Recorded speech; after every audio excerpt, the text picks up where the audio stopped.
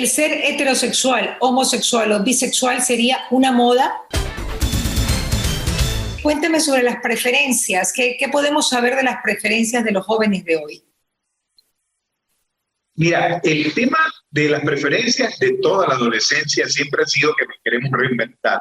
Cada generación necesita poner un hito histórico y vamos inventando modas, apegos a determinadas costumbres, inclusive retomamos costumbres anteriores y las vamos como modernizando. Pero es necesario, o sea, realmente es necesario que cada generación deje un hito histórico. El problema radica en que a veces las preferencias o gustos de nuestros hijos en la generación actual parece que no nos gustan a nosotros o se riñen con muchos de los valores que aparentemente nosotros les enseñamos a los chicos. Ejemplo, tú ves ahora que el tema de los tatuajes o los piercing, que se fueron incrementando de generación en generación, ahora ya son mucho más proliferados. El tema de los cabellos, los colores de cabello, ¿no? Tú ves que hay más colores de cabellos, ya la gente lo toma, y no solo los chicos, sino que nosotros los adultos también vamos tomando de la moda actual, vamos tomando algo, y hay que ver entre preferencias, gustos o moda, cuáles son los que son saludables y qué gustos o preferencias no son saludables, porque también viene la alimentación, así como hay la generación de la comida chatarra, luego viene la comida vegana y van así mutando. Y cierta parte de la juventud va creando su propio sistema y modelo de valores y modas. Claro, ahora, cuando tú hablas de qué es dentro de las preferencias y moda, qué es muy sano o qué es insano, ¿de qué estás hablando, Gino? ¿O qué? ¿De qué es bueno y de qué es malo? ¿Se puede clasificar eso? ¿Sabes que te escucho un poquito cortado?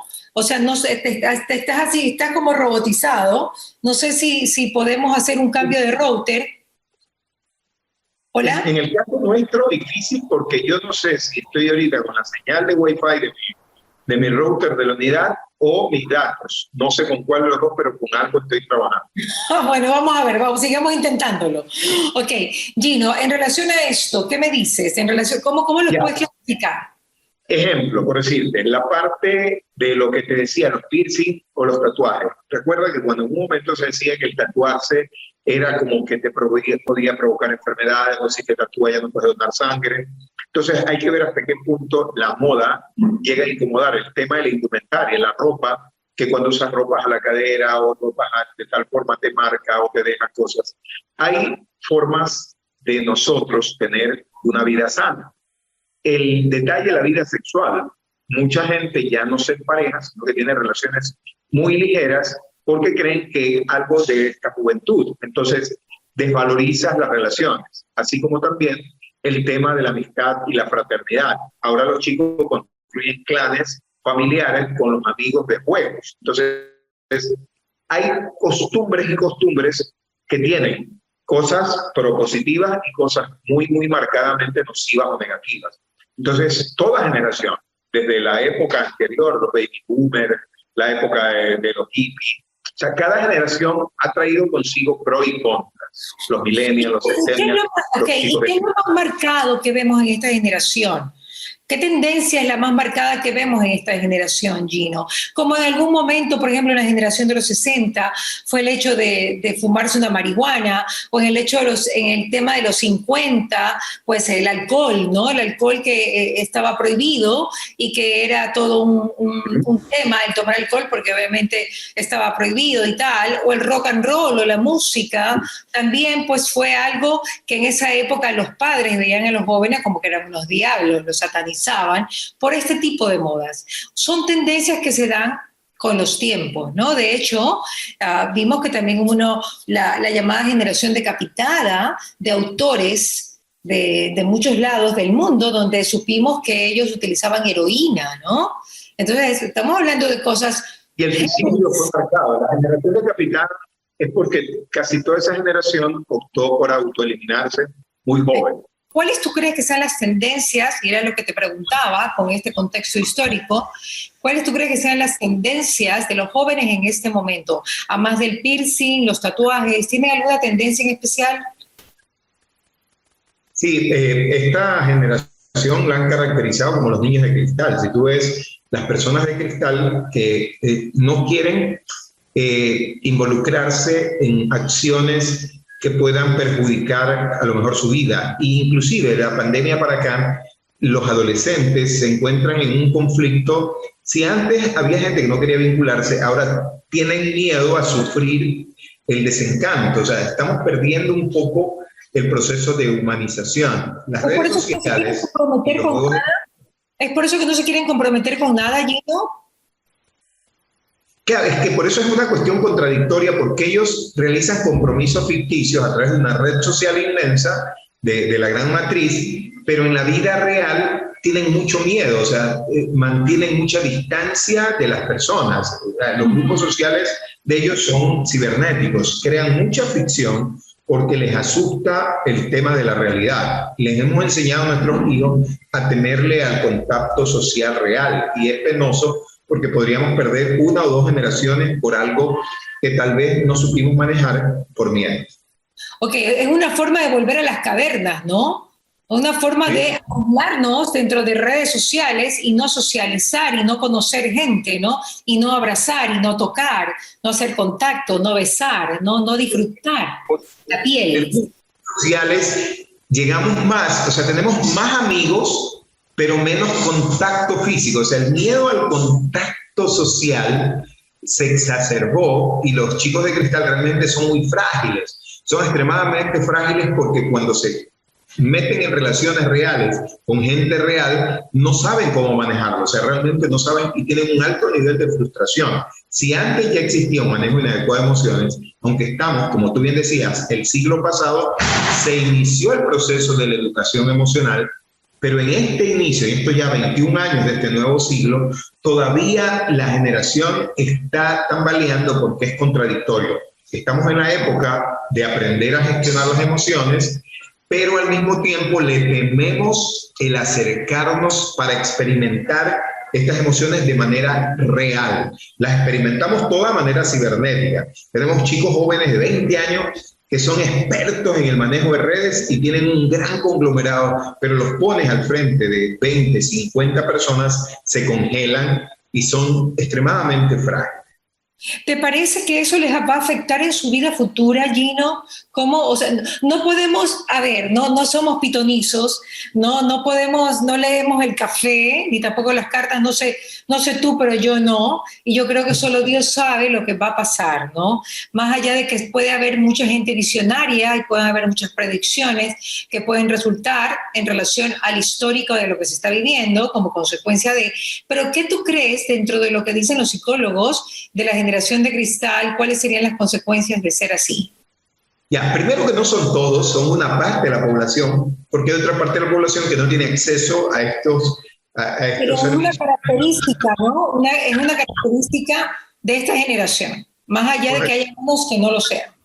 Pero es una cantidad de gente de clase media a nivel que ya marca el hito y que le pone ahí su connotación. Entonces, para este grupo social y para esta población de mantenerse así, el pronóstico de propagación de la especie se reduce. O sea, si nosotros tenemos una forma de no vincularnos, la especie tiende a reducirse en ese sentido. Pues, claro. ¿Y cómo están las preferencias sexuales en relación a reproducción, ya que tú nombras el tema de la reproducción, ¿no? Mira que el tema del pansexualismo, que es parecido al bisexualismo, pero es un término que lo acuñan. Pan es todo, ¿no? Pan significa todo. Todo. Pan, pan.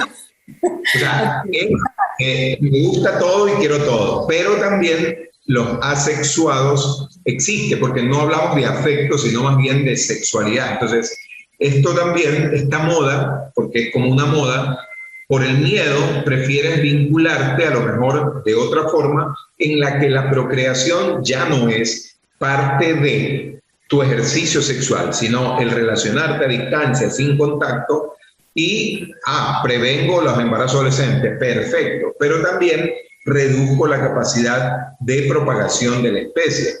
que hay que ver hasta qué punto es algo que nos convenga o no dentro de la especie humana. Tal vez sirva para en 15 o 20 años saber que se ha reducido el índice de natalidad, de mortalidad adolescente, probablemente sea en ese segmento, pero al mismo tiempo estamos desnaturalizando un principio de relacionarnos. Estamos expandiendo el horizonte del disfrute sexual versus el hecho de relaciones conscientes para placer y para procreación. Ok, ¿y el ser heterosexual, homosexual o bisexual sería una moda? Pasaría de moda. El ser heterosexual estaría anticuado, más o menos como que resulta ser que nosotros ya somos los viejos, somos la especie, somos los dinosaurios sexuados, ¿no? O sea, no, qué mala onda. O sea, nunca has tenido una relación con alguien, no, qué feo, ¿no? Entonces, sí, las modas son eso, y tú bien dices, preferencias o modas pueden tender a discriminar a aquellos que no entren en ese andarivel de un segmento de la población. Okay. Ahora, pues, según lo que he leído, y que hemos investigado, supuestamente un 10% de la población sería homosexual. Pero en este caso, lo que estamos hablando, Gino, es que habrían muchas más personas que les gustaría optar por ser o bisexual o homosexual. Entonces, eso no sería una realidad de lo que ellos quieren, sino simplemente seguir una moda o pertenecer a un grupo, o querer pertenecer a un grupo, o querer un poco ser muy diferente a la familia. Pero mira que va de la mano con lo que pasó en la época de los hippies, de los baby boomers, todas las generaciones que hemos vivido. El tema de la sexualidad se dice en la encuesta 15, que es una de las encuestas más serias que hay sobre sexualidad en el mundo, que solo el 5% de las personas son homosexualmente puras por decisión, más que por definición. Okay. El otro porcentaje lo que hace es juega en un continuo a tener relaciones incidentales. La orientación sexual sigue siendo un tema de elección, pero esto que tiene que ver por el miedo a probablemente la búsqueda de placer genera una disforia sexual y la gente tenga este tipo de etiquetas más que de preferencia y que lo haga por moda para experimentar y ver qué pasa, así como las drogas recreativas. Y hay que tener mucho cuidado porque la orientación y preferencia sexual para tener pareja ya es una decisión consciente en la que quizás no todos entren, porque la generación de cristal lo que hace es evitar cualquier tipo de cosas que puedan resquebrajar su estabilidad emocional. La pobre estabilidad emocional que tienen, no quieren perderla, que ya la tenían las otras generaciones previo al siglo XXI. Pero ahora se acentúa por el consentimiento, por los miedos de papá y mamá, que criaron toda una generación sobreprotegida, porque no querían que a lo mejor les ocurra algo malo y pusieron demasiado cuidado, exageraron el cuidado y terminaron creando chicos de cristal. Y esta generación, que es uno de los tantos, porque hay otra generación muy resiliente que es un porcentaje. Entonces, las personas que optan por de pronto su orientación homosexual, ¿sí? Y que están conscientes de eso, siguen siendo entre el 5 y 10% y no pasan de eso porque es consciente. El resto juega en un continuo en querer descubrirse y el mismo pasa con los heterosexuales puros. Los heterosexuales puros no pasan del 10%, que es el hecho, y el resto juegan en un vaivén de me gustaría para tener una pareja heterosexual, pero juego en mi erotización el pansexualismo. Entonces, una cosa es el placer como placer, y quizás esta generación se busca por eso, se caracteriza es por una búsqueda del placer ilimitado, pero con altos niveles de miedo a aceptar la responsabilidad de sus decisiones en búsqueda de ese placer. Ginito, ¿y cuánto tiempo les dura? Porque estamos hablando de que esto pasa en la adolescencia. Siempre se ha sabido que la adolescencia es una búsqueda, no porque se adolece de todo, como su nombre lo indica. Entonces, pues más que le da el burro es la adolescencia, porque se adolece, ¿no? Entonces, están en una búsqueda. En esta búsqueda, de repente, pues hay bisexualismo, hay homosexualismo, hay pansexualismo, porque de repente, pues me llevé mejor con el de acá o la de acá y entonces experimento mejor, que tengo más confianza. Digo yo que podría ser así. Y ya luego, digamos que toman su opción verdadera, ¿ok? Te pregunto, ¿esto se la toma a cierta edad? ¿Les dura mucho, les dura poco? Tomar la opción que sea que ellas quieran o que ellos quieran. A ver, verdadera.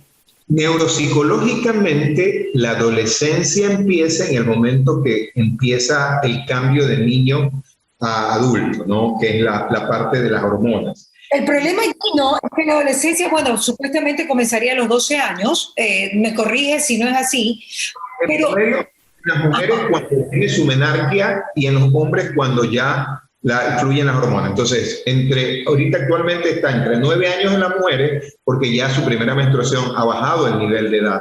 Es que claro, todo ha bajado, inclusive las decisiones. Los toman más chiquitos, claro. Sí. Y termina con la fusión del lóbulo frontal, que es la función ejecutiva, que es cuando ya el cerebro funciona integralmente. Entonces, eso en promedio en las mujeres se da en 23, 24 años y en los hombres 28 hasta los 30 años. Entonces, si el hombre empieza su adolescencia a los 13, 14 años y termina a los 28, 30, que dura entre 15 y 17 años. Entonces, ese nivel de duración hace que la gente en 17 años atropelle y tenga una cantidad de historia increíble. Y muchos construyen historias sexuales basadas en este ir y venir de probabilidades. Luego, las consecuencias, y yo tengo muchos casos de personas adultas que han vivido una vida atropellada, queriendo experimentar su propia sexualidad, drogas, vida, y luego no saben cómo hacer para vivir con esa consecuencia de ese experimentar.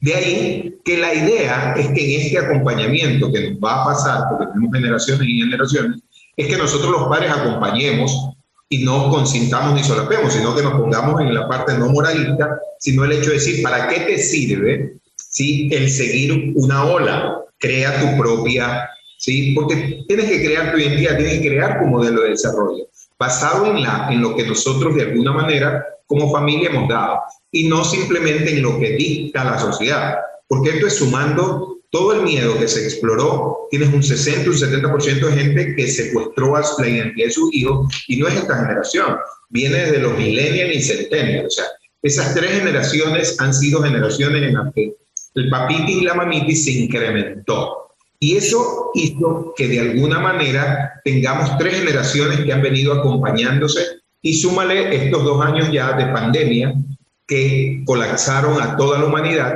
y permitieron que una generación entera se quedara congelada en casa y no se permitiera encontrar. Entonces, más en la cueva, Gino, más en la cueva, porque la única manera de tú realmente parar al cortisol, y tú lo sabes, Gino, es abrazando, teniendo estas experiencias de oxitocina, de endorfinas y estas experiencias ricas de la vida, ¿no? En cambio, si estás en tu cuarto por la pandemia, o sea, sí es un problema que lo que han vivido los jóvenes, han vivido aún más.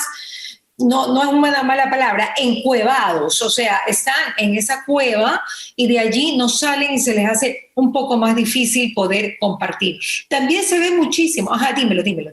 Sí, es que lo que tú describes es tan elemental, porque regularmente antes de la pandemia, los chicos se enclaustraban, pero salían, se escapaban y iban a buscar sus grupos sociales. Con la pandemia vivieron el enclaustramiento, pero adicional, tuvieron que autosecuestrarse, o sea, ya no tenían de otra, y eso cambió y mutó. Tanto es así que hay chicos que tienen conductas autodestructivas porque no se sienten bien ya buscando otras personas, pero tampoco se sienten bien quedándose encuevados. Pero se normalizó el encuevarse, se normalizó. Y el hecho de que se normalice, se va a pensar que está bien que se queden allí en las redes. Mariela, no da satisfacción. Pero se normalizó. Están atrapados en algo que tuvo que ocurrir y que fue transitorio y que luego teníamos que aproximarnos y ir saliendo. Ya otros no quieren salir. O sea, hay chicos que ya no quieren salir. Y se naturalizó el miedo como una forma de quedarme encerrado. Hay que desnaturalizar el miedo. Hay que desnaturalizar el miedo de los chicos jóvenes. Me encanta para titular. Mi querido Gino, ¿cómo hacer para que los papás, para que los hijos le hagan caso a los papás? Dime cómo hacer para que los hijos le hagan caso a los papás. Yo preguntaría, ¿qué hace que no le hagan caso? Porque, por ejemplo, si tú le recomiendas a un chico, mira, esto te hace daño, Ajá. y le dices simplemente así, le creas una inquietud. ¿Y cómo así me hace daño? Y tú te lo tomas. Entonces, o el alcohol o las drogas. El detalle es, ¿qué sugerencia yo le doy a mi hijo y él no la coge o le entra por un oído y le sale por el otro? Porque nosotros que fuimos jóvenes no aceptábamos las recomendaciones por la forma como nos lo decían, porque uno le decía, papá, no me gusta la forma en que me lo dices. Yo sé que lo que tú me dices por mi bien, pero me molesta la forma como me lo dices. Nosotros tuvimos la oportunidad de cuando ya salíamos del nido, decir, yo no, a mí me mandaban al cuarto. Pero bueno, yo tuve papás muy estrictos, demasiado a veces pienso. Ya, pero es real que si nosotros recordamos eso y sabemos cuál fue el método para no escuchar, porque realmente no nos agradaba. En algunas partes del discurso nuestros padres tenían razón para hacernos las reflexiones. En casi todo, en casi todo. En algunas. Regularmente, yo soy de 54 años, mi generación, mi papá tenía alguna razón en muchas cosas y en otras estaba totalmente perdido. Mi mamá igual. Ayer hablaba con mamá tiene 75 años y ella reconoce que mi hermana de pronto ya no tiene buen diálogo porque no aprendieron a escucharse. Desde la dictadura y la autocracia, los oídos se cierran. Entonces llega un momento que ya creo que tengo 14, 15 años y yo digo, no te voy a volver a escuchar más. Tu ruido me molesta y cierro el canal perceptual auditivo y aunque me estés diciendo te vas a morir, yo aplasto el acelerador y me voy al barranco. Entonces los padres creen que no los escucha y más bien es qué hicimos nosotros para que nuestros hijos ya no quisieran escuchar. Claro. Dos preguntas más, Gino, ya para finalizar. El tema de la tendencia sexual, de lo que tú eres, si eres hetero o eres homosexual o bisexual, ahora se habla muy abiertamente. Las chicas pueden decir tranquilamente a todo el mundo, yo soy bisexual, yo soy homosexual. Hay mucha exteriorización de lo que piensan y de lo que sienten, lo que tal vez en otras generaciones no había, o no había lo uno, o no había lo otro, o antes era una generación hipócrita y ahora no. ¿Cómo lo ves? Que ahora se conversa de eso muy naturalmente entre ellas o entre ellos. Bien por el hecho del diálogo, mal si se lo hace por moda, porque una buena educación sexual implica que no va por si eres hetero, homo, bi. Esa no es una conversación muy agradable, sino si yo soy una buena persona y voy a elegir buenas personas para que sean mis amigos o mi pareja. Entonces, el ser persona quizás es lo que se perdió en 3 generaciones y hoy no sabemos cómo, porque nos quedamos más en la moda de decir, bueno, ¿y tú qué eres? ¿Qué preferencia tienes? Y clasificamos a las personas por su preferencia sexual, o sea, como que si sigue siendo íntimo, porque no es algo que lo puedas tú hacer a los 4 vientos. Tú tienes que tener tu intimidad sexual en tu cuarto, en tu espacio, porque es de los dos. Entonces, ¿qué hace que la sociedad tenga como que, qué bueno es conversar? Es bueno conversar de sexualidad y es importante que se lo haga en familia, porque si los chicos ya tienen la libertad de expresarse, pero no tienen el conocimiento adecuado, quizás desde los caprichos tergiversen la información y así como consumir drogas recreativas se torna una cuestión interesante y la línea para volverse adicto es tan delgada que me vuelvo adicto. En el uso o abuso de mi propia sexualidad puedo caer porque si es placentero, sí, y creo que voy a vivir así toda la vida, entonces sigo haciendo lo que creo que es correcto, entre comillas, pero no necesariamente me hace bien o me da bienestar si ya miro la vida integralmente. Entonces, la elección sexual es algo de mucha responsabilidad personal. A lo demás no tiene por qué importarle, pero para eso tengo que estar educado completamente, integralmente, y mirar todas las aristas que tienen que ver con la elección sexual, con la preferencia sexual y con la orientación. Otra de las cosas que comentan mucho las chicas es que no quieren ser mamás. Sí, sí, sí. Eso es una tendencia, una moda, tiene que ver con que somos muchos en el mundo y estamos, no sé, preservando el hecho de ser menos para que nos alcance la comida para todos y el agua para todos. ¿Qué es esto? ¿O simplemente es una etapa de ellas que se les ha alargado hasta los 24, 25, 26 y a los 30 ya van a estar asustadas, que ya quieren tener hijos, quieren tener... ¿Qué es, Gino? No creo, porque yo atiendo personas entre 18 años y 70, 80. Hay chicas jóvenes que quieren tener hijos, que son empresarias, que ya tienen 25 años, tienen su máster y quieren tener hijos. Pero hay un grupo grande de mujeres de más de 30 años que al maternaje no le dan pie, ni siquiera lo piensan y lo ven como algo aversivo. Y lo que ellas manifiestan es que si ser madre te lo hacen ver tan difícil porque han tenido mamás complicadas, ellas no quieren primero cometer los mismos errores. No soportan a los chicos majaderos, porque en algún momento ven la generación de los hijos malcriados en donde la mamá no tiene cómo educar a su hijo y le permite hacer el berrinche. Entonces, asumen toda una cantidad de criterios y el maternaje, que se lo pone como el sobreforzado, una mujer preparada dice, no, señor. Como es una elección, decido no elegir. Entonces, más que moda, probablemente un grupo de mujeres se rebelan contra un tejido social para no darle más, porque hacían sentir que para realizarte como mujer tienes que ser madre. Entonces, esa forma inadecuada de ver, porque las mujeres que por naturaleza probablemente no pueden ser mamá porque tienen alguna disfuncionalidad, ¿sí? Entonces serían menos mujeres y no es correcto. Esa forma hace que un grupo de mujeres en el mundo decidan no ser mamá por solidaridad a aquellas que les hicieron creer que al no poder ser madres eran menos mujeres. ¿Sí? Es más bien una conceptualización desde los años 90 para acá. Este tema es un tema de sororidad. ¿De sea, de sororidad, es decir, de empatía con la misma mujer. Sí, no puedo creerlo.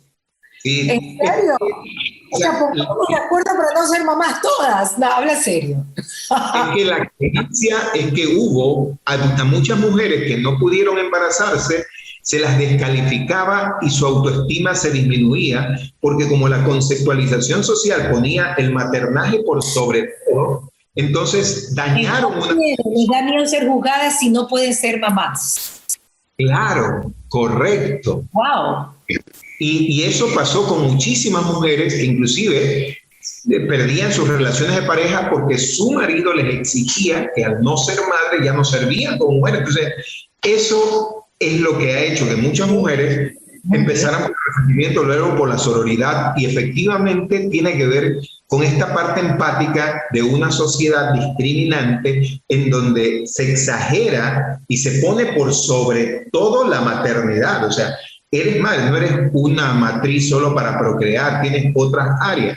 Entonces la mujer decide desarrollar esas otras áreas y deja al último ese. Y cuando ya la quiere encontrar 35, 40 años, ya biológicamente puede ser extemporánea. Entonces, un poco eso está pasando. Bueno, sinceramente yo creo que no hay mejor experiencia para una mujer que ser madre. Yo lo digo como opinión propia, ¿no?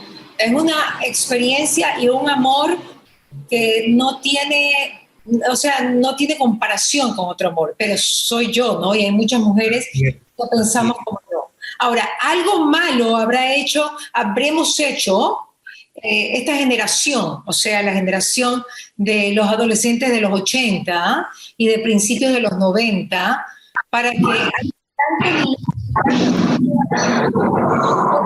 digamos que un poquito perdidos y tan de cristal, Gino. Algo malo debimos haber hecho, porque somos esta generación de los padres. Luego somos unos padres que no sé en dónde hemos puesto a los hijos, que tal vez ellos están un poquito confundidos y no quieren aceptar ciertos compromisos, que es lo más complicado que yo veo en esta relación. Lo que tú me dices ahora de no querer ser mamá por no querer ponerse en evidencia si fallan, son miedos tras miedos. ¿Qué miedos tan profundos le inculcamos a nuestros hijos millennials y centennials para que ahora se sientan así? Es que no son varios miedos, es solo el miedo. El miedo se utilizó como forma de educación desde que vinieron los españoles acá, y esto se ha seguido desde siempre, Gino. Claro. El miedo, de hecho, puede ser más fuerte que el amor, ojo. Mira, el amor es la fuerza más grande del universo, pero el miedo, mira, te paraliza. Claro, es porque en el mismo discurso, tú eres cristiana, yo soy cristiano, la gente que es cristiana, y tenemos dos facciones. Yo soy de los que aprendió a ver a Dios con amor, no con temor. Pero tengo amigos que son de otras religiones también y que practican religiones, y ellos son de los que predican el miedo y temor a Dios. Entonces, yo respeto, ojo, a Dios yo lo respeto, y hay cosas que a papito Dios... Correcto. El amor genera respeto, pero no miedo. Lo que te digo es, culturalmente se confundió, y como efectivamente es una emoción no placentera, el miedo, que sirve para tener alerta, pero no es una bandera. El amor es el rector de toda la parte positiva, maravillosa, es el que nos da el escudo, la autoestima, pero abusar de una emoción, inclusive como el amor, a Dios rogando y con el mazo dando, dice, no es que el amor ya me quedo aquí y el amor lo hace todo, no. El amor lo tengo yo, pero tengo que actuar con amor y de esa forma vivir la vida. Los chicos que viven esta parte de la existencia y que nosotros vamos acompañándolos, recibieron una dosis de demasiado miedo de nosotros, de perderlos, de que se enfermaran. Entonces les transmitimos tantos miedos que los hicimos vulnerables no solo al miedo nuestro, sino a sus propios miedos. Y ellos se fabrican el miedo. Somos vulnerables todos. Y reconocer esa vulnerabilidad con amor nos permite gestionar esos riesgos e ir desarrollando habilidades. Pero el miedo nos genera demasiado cortisol que no nos permite poder interactuar de manera adecuada. Entonces, hay que bajar el nivel de cortisol y miedo y hay que elevar el nivel de endorfina, dopamina, oxitocina, para que este mundo pueda ser el mundo que ellos quieren y no el mundo que les temen, el que los mantiene en la cueva encerrados, porque ellos no descubren lo que va a pasar o construir su historia a partir de su experiencia, porque no quieren sufrir nada de lo que le hemos contado y de lo que ellos han visto en otros. Entonces, por miedo al sufrimiento, evitan tener ese abrazo que de pronto decimos, ya vamos. Ayer me saludaba un amigo y me dice, vamos, si después igual nos lavamos las manos. Entonces, qué chévere, porque yo respeto y es un amigo mayor, ¿no?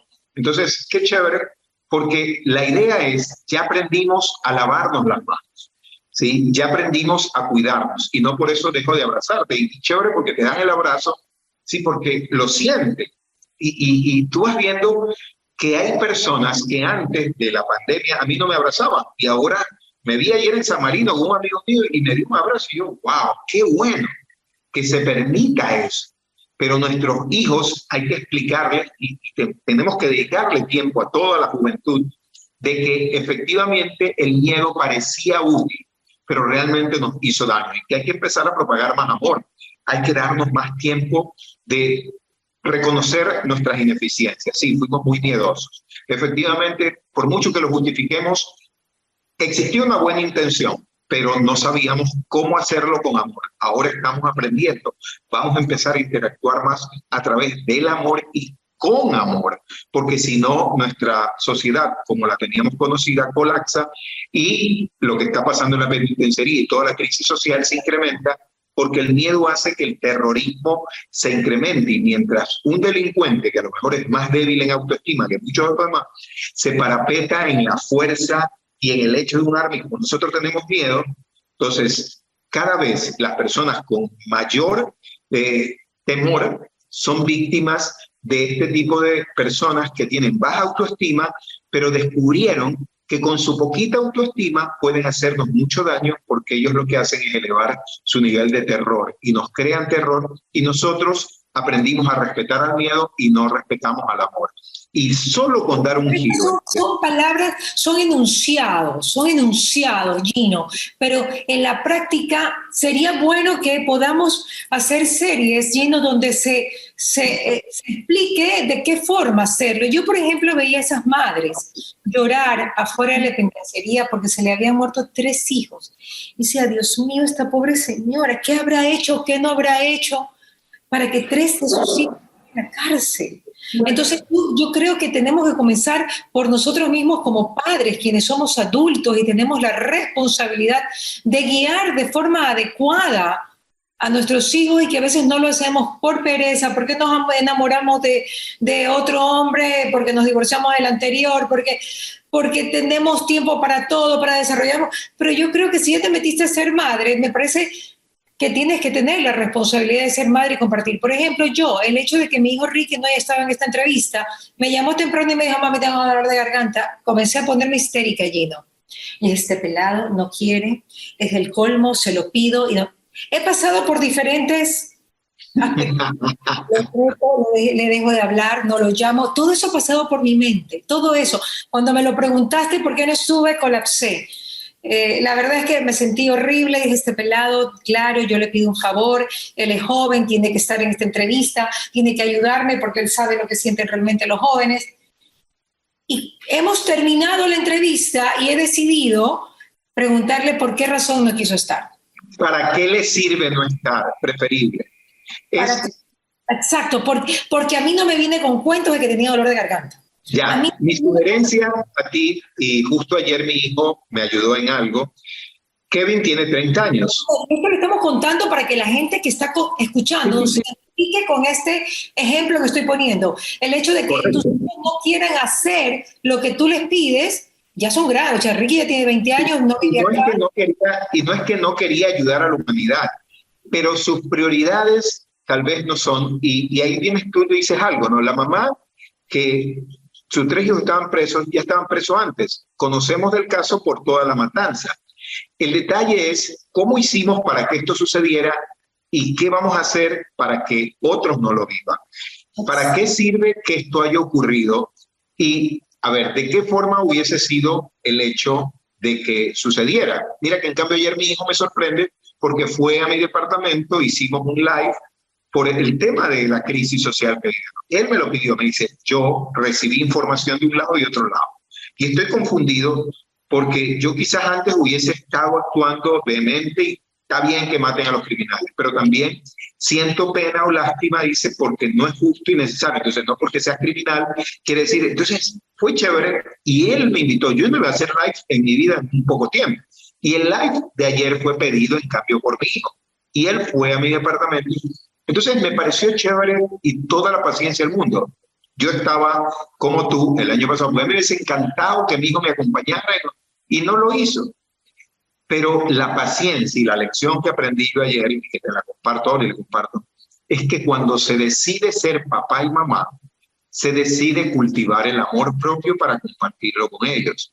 Y el amor te da toda la paciencia del mundo. El amor es esa chispa que tienes tú y que sabes que va a ocurrir las cosas no cuando yo quiero, porque el papá autocrático es cuando yo quiero. El hijo, sí, es ya otro ser humano, ya tu hijo ya es un joven, ¿no? Adulto que tiene la capacidad de decidir. Hay que aprender a invitar a los jóvenes. La estructura autocrática que en algún momento conservábamos a veces marca distancia. Hay que crear un constructo familiar de equipo. Entonces, decirle, yo necesito de tu ayuda. ¿De qué forma me puedes ayudar? En el momento que él toma el escenario de protagonista, en ese momento, porque la protagonista aquí es Mariela, pero ya Ricardo, que es hijo de Culebra Culebrita, ¿no? Yo fui amigo del papá de Ricky. Entonces, tú que eres una protagonista, papá protagonista, el hijo probablemente también es protagonista.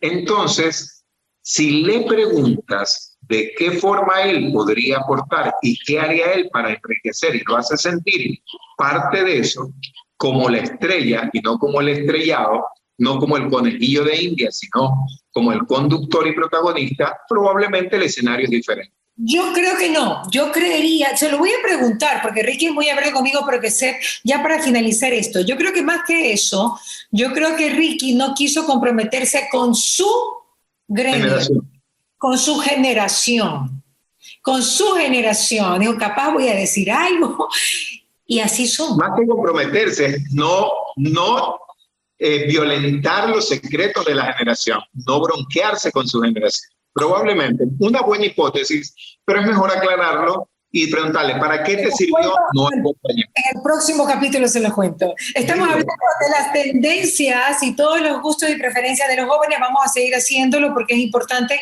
como guía para los padres para tener pues un mejor futuro para todos. No hay duda, porque si el futuro de los jóvenes en qué estamos, porque son ellos los que van a manejar el mundo. Un abrazo, mi Ginito. ¿Qué pasa con Mariela? Fue presentado gracias al auspicio de EMAPAC, Interagua, ATM, Municipio de Guayaquil, Urbaceo, Diners Club, Ceviches de la Rumiñahui, Engistol, Neurexam, UTEC, Calipto, Peiles, El Coral, Vitafos. Cuando nos volvamos a encontrar.